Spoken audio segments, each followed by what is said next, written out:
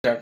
దేవుని నామాన్ని మహింకలను కాక మరొకసారి కలిసిన భాగ్యాన్ని దేవాదేవుడు మనకు అందించినందుకు దేవుడికే వందనాలు చెల్లిస్తూ ఈ దినమందు మనం దేని గురించి ధ్యానించుకోబోతున్నామంటే, దేవుడు మనకు కొన్ని బైబిల్లో కొన్ని ఆజ్ఞలు ఇస్తూ ఉంటాడు, లేకపోతే తన భక్తులకు కొన్ని మాటలు వివరిస్తూ ఉంటాడు.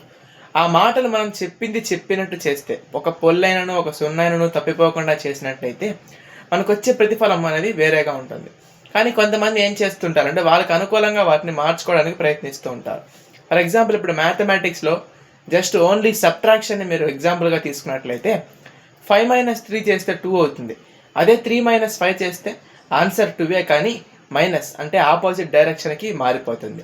కాబట్టి మనం దేవుడు చెప్పిన దానికి ఒక చిన్న చేంజ్ చేస్తే అది ఆపోజిట్ డైరెక్షన్, అనగా దేవుడు మనకి ఇచ్చిన లాభానికి ప్రతిగా మనకు నష్టం జరగచ్చు. కాబట్టి ప్రతి ఒక్కరు కూడా దేవుడు చెప్పినట్టు చేద్దాం.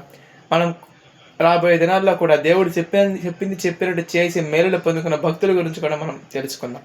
ఈ వాక్యం దేవుడు దీవించి ఆశీర్వదించుగాక. ఆమేన్.